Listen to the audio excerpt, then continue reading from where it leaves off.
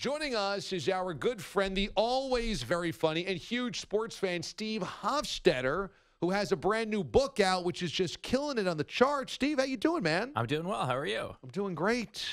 This is the middle of baseball season. I know that you're a huge baseball fan. No, I'm a Mets fan, so this is the off season. I was going to say this should be a really fun middle of the season, summertime, go out to the ballpark. But the season has been over for 2 months already. 2 years. And so what are you doing with your baseball fandom in the middle of this misery?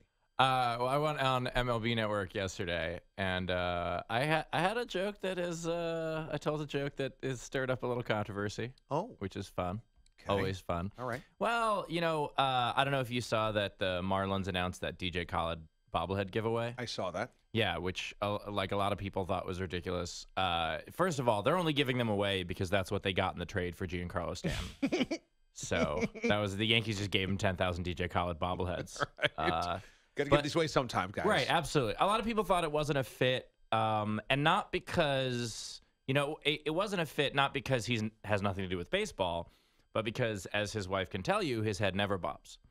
So that is what I said on the air. And MLB Network did not like that. The producers were actually cool about it, but the rest of the panel did not get the joke, which was fun. Who was the panel there? The panel was Dan O'Dowd and John Heyman, and it was guest hosted by Scott Braun. I got to be honest.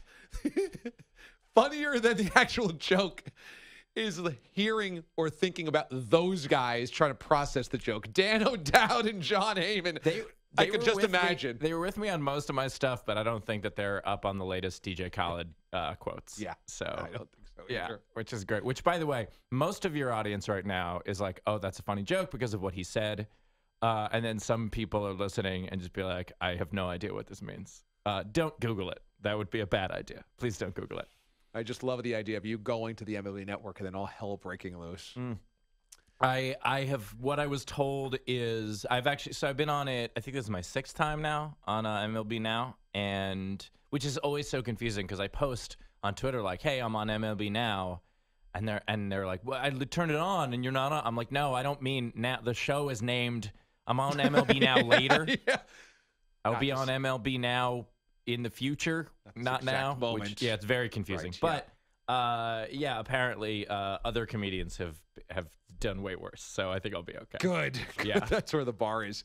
Steve Hofstetter joins us in studio. So you actually have a brand new book out. You actually, the last time you were here, were discussing the release of the book. It's called The Ginger Kid. It actually is number 5 right now. Is that right? Number 5 on the Amazon pick list? So Amazon does like a top 5 pick every month. Yeah. And they included it. That's as awesome. A top 5 pick, which was amazing. Wow. And then it debuted at number 1 in its category. Yeah, so it's called Ginger Kid, and it is the true story of, my experience in high school, getting bullied a lot and finding comedy as a way out. I know listeners are like, what? This guy got bullied? That's ridiculous. Of course I did. And but one of the stories in there is a baseball story. I tell the story about like how I learned I was not going to be a professional baseball player. Yeah, it took a third of an inning. 1/3 of an inning. So that's one out. Inning. 1 out. Now, that third of an inning lasted quite some time. I was pitching. So that third of an inning 40 minutes or so. Lasted it was about 15 batters, but it was only a third of an inning. So it was just really, according to the box score, it was a very short amount of time. Do you remember what each hitter did against you? Not what each hitter did, because all those walks and hits kind of blend together. But I do remember there was there were a couple of things that stood out. First of all, 4 errors from my team. So that's not on you. Those are unearned runs. Those technically, all of the runs were unearned. I had a 0 ERA, but that doesn't matter because they gave up 4 errors, but at the same time, I still allowed 8 runs. Yeah. So only 4 of those were really not my fault. Right. Like if someone gives up a bunch of errors and then it's just like single, single, double, single, single, double. It's like, it's still not doing well. Yeah. I do remember, though, the last batter, I got pulled after I hit a guy. And I did not feel bad about hitting him at all because he was the first time through the order. This is how bad it was. The first time through the order, he was like trash talking me a lot. And I didn't hit him on purpose, but I was so frazzled at that point.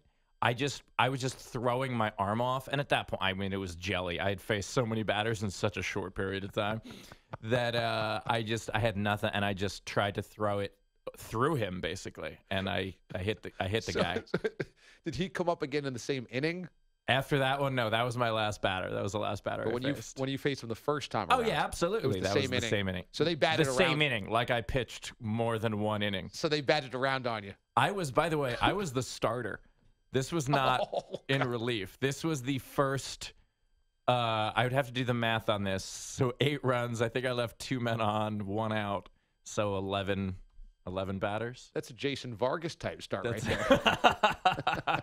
Yeah, that was it was real rough. It was a real rough time. Did you try to play baseball to be part of the cool kids so that you wouldn't get bullied? No, I just loved baseball.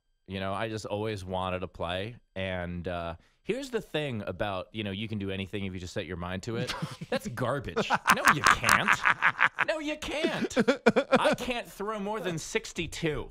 You think I could set my mind on it? That doesn't mean suddenly I can throw 90. And even if I could throw 90, what's that, high A?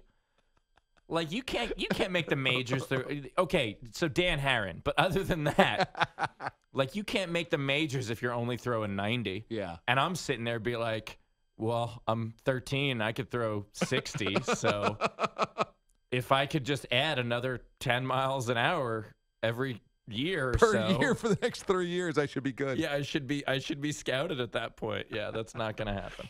So what else is in the book? Is it like from freshman year right through senior year, all of your experiences in there? Yeah, it basically starts with, there's like a little almost prologue that starts as I'm about to start high school. And then there's a little epilogue that's my first week of college.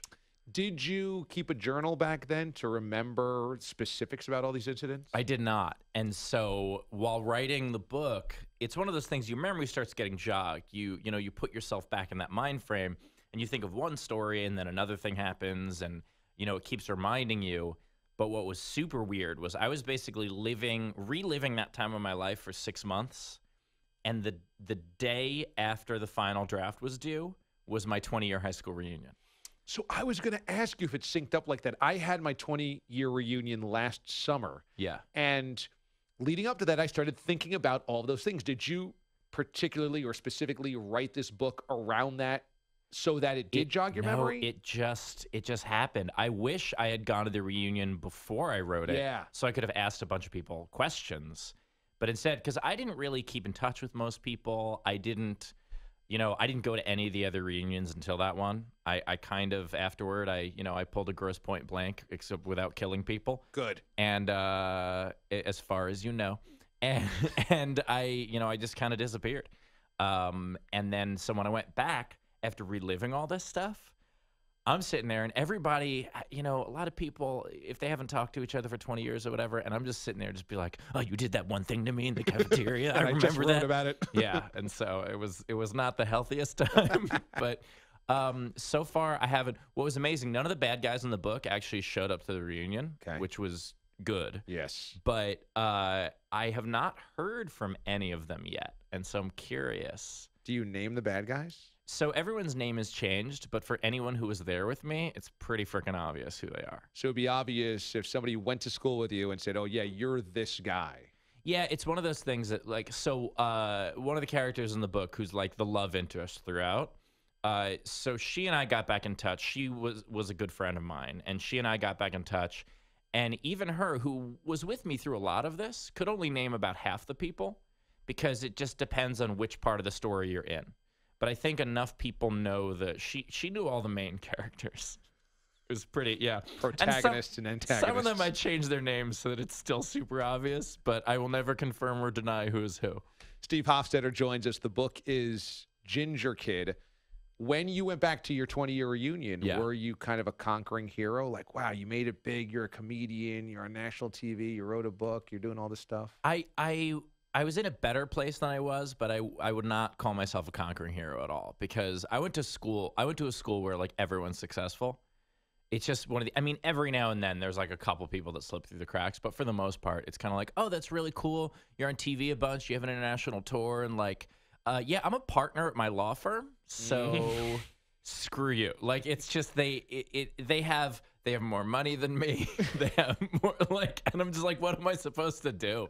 You needed to go to either my high school or Mraz's high school because Mraz gets called for career day all the time. Career day. This is a guy that took 5.5 years to have a 4-year degree. The idea that, that's not surprising considering he just got bitten at a family party. Yeah, right. Like, you are literally related to vampires. So I'm not super surprised. That's the crowd that he hangs out in. Yeah, exactly. Yeah. That, like, just the idea that, they're like, what do you mean you don't have a third DUI? Come speak at our high school. Pretty much. I miss you guys. Wait a second. But, you hold a full-time job and have for more than 3 years? We need to talk. You need to talk to kids. Yeah, absolutely. We need to let kids know that it's possible to not live in unemployment. No, my school's insane. First of all, Elena Kagan went to my school, a Supreme Court justice. Yeah. So there's no way, like, unless I become president, I will never be more successful than she is. Right. And then also, and he's mentioned in the book with his real name because he's famous, so it's okay, but Lin-Manuel Miranda. Holy cow. Yeah, I was in a play with him when I was a junior in high school. He did okay. Yeah, and so did Chris Hayes. The three of us were in a play together. Oh my God. Yeah. Which is nuts. Wow. Absolutely nuts. Yeah. And aside, like, there are just so many, like, everyone from Cynthia Nixon to Young MC went to my high school. It's crazy. They did okay for themselves. Yeah. Like, if I get 10 times successful as I am now, like, I might get a mention in an alumni newsletter. Like, that's it. And my name will still be spelled wrong. The book is The Ginger Kid, and it's available right now on Amazon. Steve Hofstetter is the author. He joins us here in studio. You've also got a tour coming up, and we're on all across the East Coast. And so those that want to check you out can check you out from D.C. right through South Carolina over the next couple of weeks. Yeah, I'm in New York on Tuesday at Gotham, and then I go down to D.C. and basically just kind of snake my way down through Virginia, Tennessee, North Carolina, and South Carolina. So if people want to check out a show, pretty much most major cities in those states. Very cool. And it's all right on your website at the calendar? Absolutely, stevehofstetter.com. And I'm sure that right after I finish playing those cities, someone will email me and be like, hey, when are you going to be in Knoxville? Or the best is, how come you never come to Knoxville? I'm like, I'm there this morning. I left. I'm leaving now. I just had breakfast there. Performed last night. Yeah, people do that all the time. Most of my time on social media is spent just being like, just go look at my calendar, please. Just go look at my calendar. SteveHofstetter.com. And the book is doing great. I mean, this is on Amazon, and it's getting great reviews. Yeah, it's in bookstores, too. It's teen nonfiction is what they've categorized it as, even though it's, written for anyone. Yeah. But it's teen nonfiction, so it's on a shelf with, like, 8 other books. Because, like, that's a very small category. But it's super weird to, like, see what else is there. Yeah. Because most of the other books in that category are like, here's some 13-year-old YouTuber that wrote an autobiography, which is just like, what did you write this about? Like, what did you? Here was the upload process. Right, exactly. Meanwhile, this isn't a memoir. This is just, a funny story that happened, or a couple funny stories. But check it out. It was a lot of fun. Ginger Kid is the book. Check it out at Amazon or at bookstores. And also check out the website at Steve Hofstetter on Twitter as well, SteveHofstetter.com. Always good to have you here, buddy. Thanks so much. I cannot wait for opening day.